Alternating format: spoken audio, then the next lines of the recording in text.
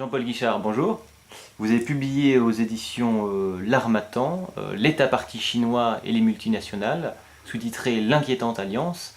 Alors, dans votre sous-titre, le mot alliance n'est-il pas un peu fort?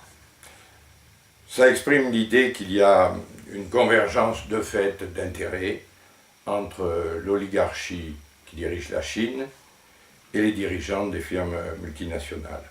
En Chine, les salaires extrêmement bas, en même temps que la politique de sous-évaluation du yuan, permettent aux multinationales de faire des profits extraordinaires.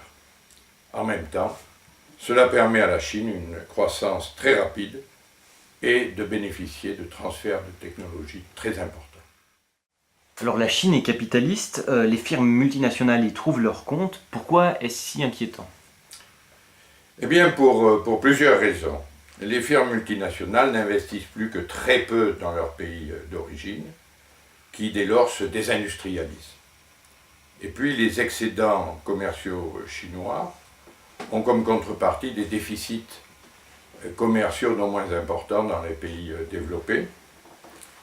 Et ces déficits sont mortifères pour leur croissance et produisent un endettement extrêmement dangereux.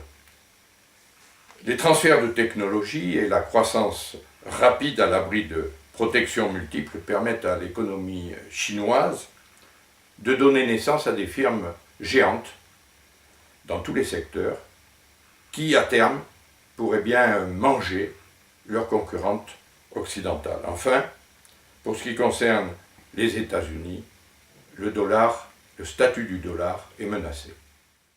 Puisque les relations avec la Chine sont dangereuses pour les pays occidentaux, pourquoi alors leur gouvernement accepte-t-il le maintien du statu quo, et notamment en matière monétaire?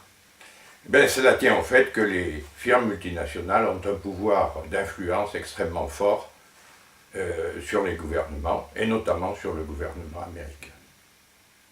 Et puis, à cela s'ajoute, en ce qui concerne notamment des pays comme la France, l'endettement qui est extrêmement important et qui fait que ces pays ont extrêmement besoin de la Chine, finalement, de continuer la perfusion